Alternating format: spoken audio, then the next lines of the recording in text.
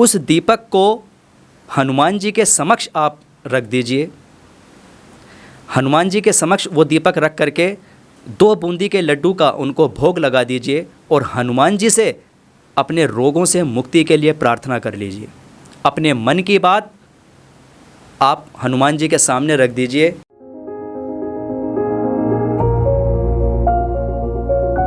जय सिया राम। आप सभी के हृदय में विराजते हनुमान जी को मेरी राम राम।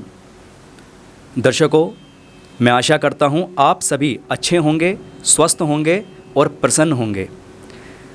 इस बार भगवान भोलेनाथ की आराधना का बहुत समय मिला हम लोगों को और सभी भक्तों ने अपने अपने तरीके से अपनी अपनी विधि से भोलेनाथ की आराधना करने का प्रयास किया है। भोलेनाथ की आराधना अपने अपने तरीके से की है और भगवान भोलेनाथ तो भोले हैं ही, बड़ी शीघ्रता के साथ में फल भी प्रदान कर देते हैं। आप सभी की जिज्ञासाओं में एक जिज्ञासा ये भी सामने आती है जिसके ऊपर आज हम चर्चा करने वाले हैं। बहुत ही मुख्य विषय है रोगों को लेकर के। देखिए, सबसे बड़ा जो सुख बताया जाता है वो निरोगी काया ही बताया जाता है, क्योंकि एक स्वस्थ शरीर के अंदर ही स्वस्थ मन का वास होता है। व्यक्ति मन से सुखी है तो फिर समझ लीजिए वो पूर्ण रूप से सुखी है, क्योंकि मन के हारे हार होती है और मन के जीते जीत होती है। आप सभी जानते हैं। और अभी एक व्यक्ति विशेष ने भी ये प्रश्न किया है जिनका ये स्मरण आ गया है, तो आपके सामने साझा कर रहे हैं। देहरादून से एक रविंद्र जी हैं। उन्होंने ये प्रश्न किया था कि गुरुजी, मैं बहुत लंबे समय से बीमार चल रहा हूँ और ना तो बीमारी समझ में आ रही है और ना ही बीमारियों से छुटकारा मिल पा रहा है। और इस प्रकार का जो प्रश्न है बीमारियों को लेकर के, या यूँ कह लीजिए कि ये जो समस्या है असाध्य रोगों को लेकर के, बहुत सारे व्यक्ति इस समस्या से ग्रसित रहते हैं। कई बार तो ये भी देखा जाता है कि परिवार के अंदर एक व्यक्ति ठीक होता नहीं है कि दूसरे व्यक्ति को असाध्य रोग घेर लेते हैं। और कई बार व्यक्ति के जीवन में एक रोग से उसको मुक्ति मिलती नहीं है कि दूसरा रोग उसको जकड़ लेता है और एक के बाद एक रोग व्यक्ति के जीवन में आता चला जाता है। दर्शकों, आज आपको असाध्य से असाध्य रोगों से मुक्ति के लिए ऐसा उपाय बताएंगे कि यदि आप इस उपाय को कर लेंगे तो आपको रोगों से मुक्ति मिल जाएगी। देखिए, वैसे तो व्यक्ति के जीवन में जो नॉर्मल बीमारियां हैं वो चलती रहती हैं, लेकिन बीमारियां आपके जीवन में आएँ और फिर वो ठीक हो जाए तो ठीक है। लेकिन कई बार छोटी छोटी बीमारियों को हम नज़रअंदाज कर देते हैं और आगे चल कर के वही बीमारियां असाध्य रोग में परिवर्तित हो जाती है और कई बार तो उनका इलाज भी नहीं हो पाता। दवाओं पे दवाएं बदलते रहते हैं व्यक्ति और उनका समाधान नहीं हो पाता। तो सबसे पहले तो ये जान लेते हैं, जिनके बारे में अभी बात की थी कि उनका ये प्रश्न आया था, तो उसमें क्या पाया और क्यों व्यक्ति के जीवन में बीमारियों का योग बनता है, और फिर उसके बाद में हम चर्चा करेंगे उपाय की। आपको एक रामबाण उपाय बताएंगे रोगों से मुक्ति के लिए। दर्शकों, जब भी जन्म कुंडली के अंदर लग्न पीड़ित होता है या लग्नेश पीड़ित होता है तो व्यक्ति अक्सर बीमार रहता है। जन्म कुंडली के अंदर जब छठा भाव प्रभाव में आ जाता है, छठे भाव के ऊपर पाप ग्रहों की दृष्टि होती है, या छठे भाव का स्वामी यदि किसी भी रूप में पीड़ित हो जाए तो व्यक्ति के जीवन में असाध्य रोग उत्पन्न हो जाते हैं या बार बार उसको रोग का सामना करना पड़ता है और समाधान भी नहीं हो पाता।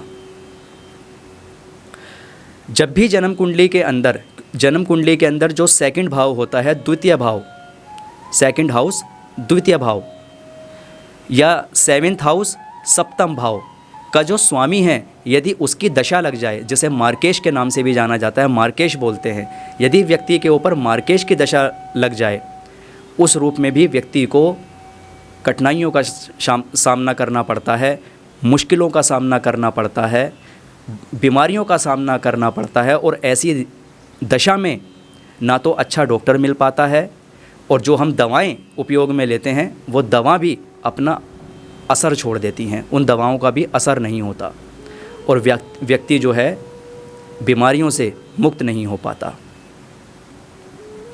तो हमने उनको भी ये उपाय बताया था। उन्होंने पहले तो समझा कि हमारी कुंडली में क्या वजह है या हमारे जीवन में क्या वजह हो रही है कि मुझे बीमारियों का सामना करना पड़ रहा है। फिर जो उन्हें उपाय बताया वो उपाय आज आपको भी बताएंगे। उस उपाय से उनको भी रोगों से मुक्ति मिली और उसी उपाय से आपको भी रोगों से मुक्ति मिलेगी।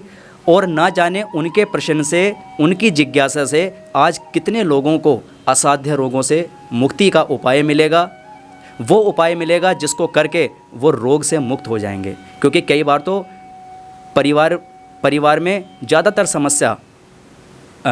जो व्यक्ति हैं वो रोगों से ही ग्रसित होते हैं। आइए अब उपाय की बात कर लेते हैं। इस उपाय को आप अवश्य कीजिएगा, अवश्य ही आपको रोगों से मुक्ति मिलेगी। जो भी रोगी व्यक्ति है उसकी शर्ट का, कमीज का या सूट का एक धागा ले लीजिए और उस धागे की एक बाती बना लीजिए। तिल का तेल लेना है आपको, एक दीपक के अंदर तिल का तेल डालना है और उस धागे की बाती उसमें लगा देनी है। और ये प्रयोग, ये उपाय आपको शनिवार में करना है, गोधूली बेला के समय में, सूर्यास्त के समय पर। उस दीपक को हनुमान जी के समक्ष आप रख दीजिए। हनुमान जी के समक्ष वो दीपक रख करके 2 बूंदी के लड्डू का उनको भोग लगा दीजिए और हनुमान जी से अपने रोगों से मुक्ति के लिए प्रार्थना कर लीजिए। अपने मन की बात आप हनुमान जी के सामने रख दीजिए और उनसे विनती कीजिए अपने रोग मुक्ति के लिए। ऐसा ये उपाय, ये प्रयोग आप 7 शनिवार कीजिए लगातार। आप देखेंगे धीरे धीरे आपको रोगों से छुटकारा मिलना शुरू हो जाएगा। आपके शरीर के अंदर बल, ताकत और शक्ति आनी प्रारंभ हो जाएगी और आप देखेंगे धीरे धीरे आप स्वस्थ हो जाएंगे। आपको असाध्य रोगों से मुक्ति मिल जाएगी। आपका जो ट्रीटमेंट चल रहा है, जो आप दवाएं खा रही हैं, उन्हीं दवाइयों से आप ठीक हो जाएंगे। ऐसी हनुमान जी की कृपा हो जाएगी। और कहते ही हैं हम तो बार बार कि सब सुख लें तुम्हारी शरणा, तुम रक्षक काहू को डरना। ये हनुमान जी का ऐसा प्रयोग मैंने आपको बताया है, आप इसको करके देखें, आपको अवश्य ही अपने रोगों से मुक्ति मिल जाएगी। हनुमान जी कृपा करें, सभी व्यक्तियों का कल्याण करें, सभी रोग मुक्त हो जाएं। ऐसी मैं हनुमान जी से प्रार्थना करता हूँ। जय श्री राम।